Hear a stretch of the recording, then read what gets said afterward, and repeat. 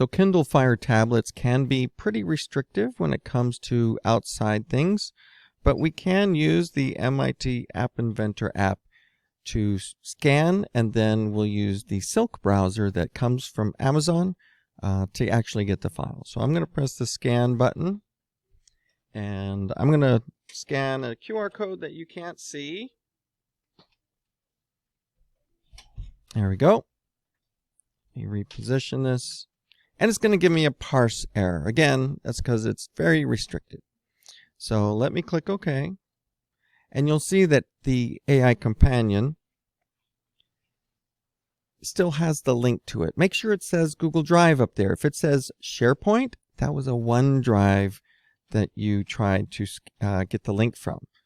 Let me get that oriented again. All right. So I'm going to click on that address, and I need to select all of it. So when I press and hold, I need to use up here at the top, select all, and copy. So that's what we use the scanner for, to get that link. We don't need it anymore, but we do need the Silk browser. On some of these tablets, Amazon stuff has been organized. You can see I have it right next to the AI companion, and that green one, it says Internet, that is the Silk browser. There's already going to be an address in the address box. We need to get rid of it. So when you click on it, there's an X, then press and hold, and choose Paste. Then you'll need to press Enter down here on the keyboard. Now that's pretty small, but it says download anyway. If you don't click on it, it usually just continues on.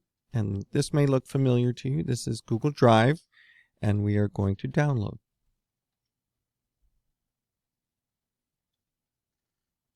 Now it's a little worried about downloading a file that it can't scan. So you have to say download anyway a couple times. There we go. And again. It's really trying to protect us. It does get a little annoying, but you shouldn't have to do this too many times. What you've got now, up in the upper left-hand corner, there was an animated arrow. Not sure if it showed. And now there's a little check mark. It doesn't automatically ask us if we want to install. You have to swipe down from the top. And you can see a message there saying it has been downloaded. Now the problem with the Fires are that there's no good file explorer to just go look in that folder. So you have to use this particular spot to say open it. And now we've got this typical install in the lower right hand corner. It'll install the file, and then we'll be able to open.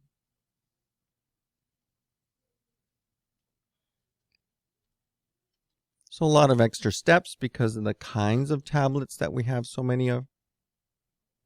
But it can be done, and that is so you can test your QR code. Testing your code, whether it works or not, is you can just still do that with the connection to AI Companion, or you can install it from MIT App Inventor. But to actually see your icon, you will need to install it this way at least once, and that's going to help you make sure that the QR code you're putting on your portfolio is correct and it's opening the right one.